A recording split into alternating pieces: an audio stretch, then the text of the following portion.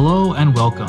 I'm your host, Adam Hawkins. In each episode, I present a small batch of the theory and practices behind building a high-velocity software organization. Topics include DevOps, Lean, software architecture, continuous delivery, and conversations with industry leaders. Now, let's begin today's episode. Hello there, and welcome back to the Saltside Chronicles.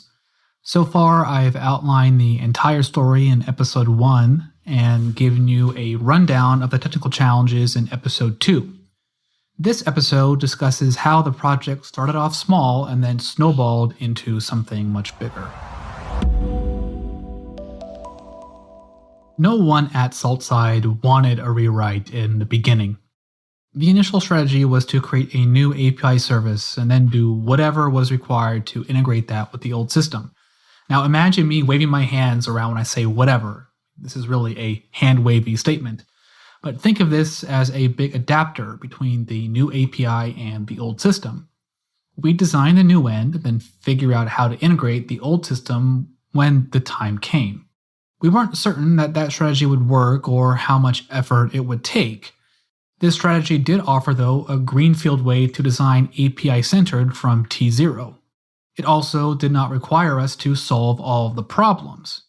No one wanted to touch any of the internal customer support tools during this process. Remember that we just wanted an API for the Android app. This strategy allowed us to focus solely on that one. However, it was true that we could rewrite everything from scratch, but no one wanted that. That was a bigger challenge and larger in scope, and it was the most risky and costly option. Here's the rub. The Android app wasn't just a port of the existing desktop web version. No, it was a new product, or at least it was the next generation of Saltside's user-facing experience. And for good reason, too. The app's business case was definitely there. If the company chooses to build an app, then they should tailor that product to that platform.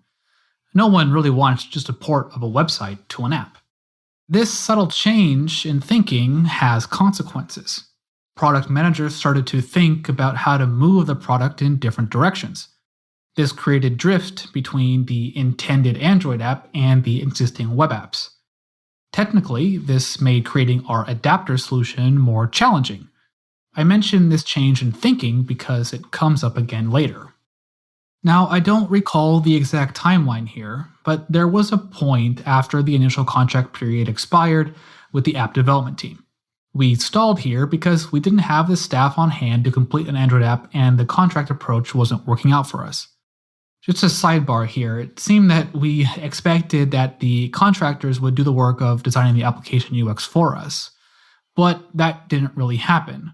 We learned that we needed to be much more hands-on the product design side if we wanted to actually ship this application. So the rewrite project hadn't really gone into the full swing yet. Another developer and I were kind of working on it on and off, but business as usual was still happening. That changed when Saltside hired more people. They got a new CTO, a new lead web engineer, and an entire mobile team for Android and iOS, another designer, and more backend engineers. Like I said in an earlier episode, this immediately changed the game. We went from being a single development team to 3, as a web, mobile, and platform team. We went from trying to build an API for an Android app to building a new everything. And this is where the snowball really starts rolling. I don't think the initial plan was to rewrite everything, but it morphed into that. I don't know exactly when, but my hunch is just due to a series of choices. And here, the web applications exemplify this. Recall that Saltside had a desktop web, mobile web, and feature phone web version. These were all independently designed and implemented. Maintaining 3 different versions increased load on the entire team, at the trade-off of being able to specifically design each of these different implementations.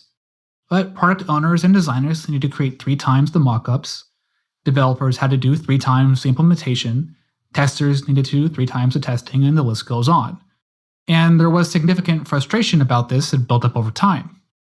The siren song of the rewrite is the opportunity to solve all the problems. Just do it right. Well, combine that impulse with frustration and a team flush with new developers keen to build it their way, then you have a recipe for new greenfield projects. The team decided that the web app would be made responsive.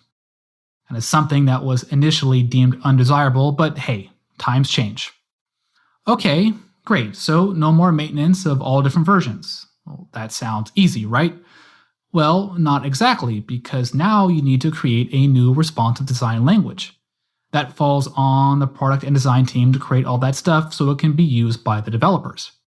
Well, there's also a new Android and iOS app coming out too, so probably best to combine efforts on that front.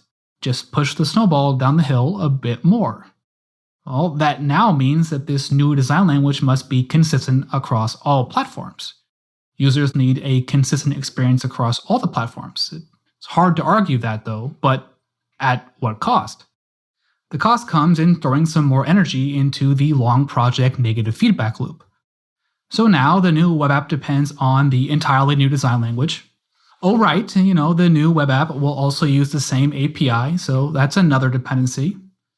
Now the project can't complete until 3 major pieces complete: the API, the Android app, and now a fully responsive version of the web app. You can see the siren song of the rewrite start to kick in here and the snowball really starts rolling. These types of choices are why I'm hesitant to really call it a rewrite. It's more akin to launching an entirely new product, new apps, a new design, and really a new everything, including new versions of all the internal facing tools. Truthfully, the only thing that was the same about Saltside's product after we launched this thing was the data. Everything else had changed. I focused on the web team earlier, but the platform team fell victim to the siren song too. There was certainly residual frustration around the inability to do config changes and introduce new types of config. The frustration stems from the technical issues discussed in the previous episode, but anyway, the result was that product managers had a lot of config-related changes in the backlog. They saw them as important and had never been able to get them through, so the rewrite was a chance to finally get them through. And that was definitely true. I had to agree with them there. Plus, I also knew that if we didn't do these changes now, then there would be so much harder to do afterwards. It was a once-in-a-lifetime opportunity to add these features. So we spent a lot of time doing config changes and introducing new types. A quick aside about types here. Types for us represented something in config, or really something about an add. Types could be simple strings or numbers. More complex types could be string enums or measurements. A measurement was actually a composite type that had a number and a unit, and the measurements were convertible between units. This was actually for search purposes.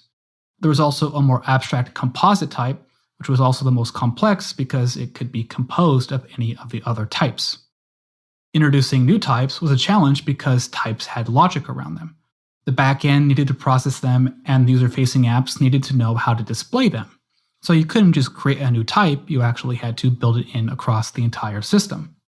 Given we were creating greenfield user-facing apps, now was the time to get all the config changes in. Thus, expanding the scope and complicating the requirements. Just keep pushing that snowball down the hill. The train has left the station and now it's all aboard the rewrite train. These decisions led us to create an import service. Looking back, this is another indicator that this project is far more than just a rewrite. It's a new product. So all the decisions we made around config and the API just left us with 2 entirely different versions of reality. We abandoned the idea that the new system would read data from the old databases. That would have been impossible. So this import service would read stuff from the old system and call import APIs in the new system. The import service was our junk drawer for handling all the config and data level changes. And believe me, there were certainly many inconsistencies and quirks in the old data. The old data was stored in MongoDB with no real schema information or versioning, so it was difficult to correctly understand older records. Well, the import service could handle that by mapping all these conditions to the proper new data structures, mostly through a regrettably deep amount of nested ifs, but it was hacky and got the job done. All that being said, it's just more snow on the snowball because these decisions forced the team to create something new and just add more to the project. Although it was satisfying to just delete this repository after we launched the system. Eventually, though, there's no going back because everything everyone is working on is connected to or dependent on the rewrite project. Oh, and this project is, of course, a reaction to an existential business crisis. Then there's no escape hatch. Launching is the only way out. It's sink or swim, just like a startup all over again. There was a window when the project could have just been an API and an app. That window closed the moment all of the new people joined Saltside. Also, we continually shot ourselves in the foot by continuously trying to just solve more and more of the problems. There's also a side of this I haven't mentioned yet. Deep down, I knew a rewrite was the only way out of the previous system. My feeling was that we could start small by extracting an API and then update existing systems to use the API. I had no idea we'd end up on the path of literally rewriting everything from scratch and launching it all together. The project eventually crossed that Rubicon, and we had to figure out how to split the monolith and create a new system for a completely different set of requirements. We, being the platform team, moved from a monolithic architecture to a distributed one. We moved from a single infrastructure for all markets to isolated infrastructure per market, environment, and service. We also decided to adopt an RPC framework and use Docker, two things largely unknown to us at the time. But just more and more on the snowball, but hey, it's all aboard the rewrite train. So join me tomorrow for part 4 of the Saltside Chronicles, where I go deep into how the platform team architected the new product and mitigated the previous systemic issues. See you then. That wraps up this batch. Visit smallbatches.fm for the show notes. Also find Small Batches FM on Twitter and leave your comments in the thread for this episode. More importantly, subscribe to this podcast for more episodes just like this one. If you enjoyed this episode, then tweet it or post it to your team's Slack or rate this show on iTunes. It all supports the show and helps me produce more Small Batches. Well, I hope to have you back again for the next episode. So until then, happy shipping. Are you feeling stuck trying to level up your skills deploying software? Then apply for my software delivery dojo. My dojo is a 4-week program designed to level up your skills building, deploying, and operating production systems. Each week, participants will go through theoretical and practical exercises led by me designed to hone the skills needed for continuous delivery. I'm offering this dojo at an amazingly affordable price to Small Batches listeners. Spots are limited, so apply now at softwaredeliverydojo.com. Like the sound of Small Batches? This episode was produced by Podsworth Media. That's podsworth.com.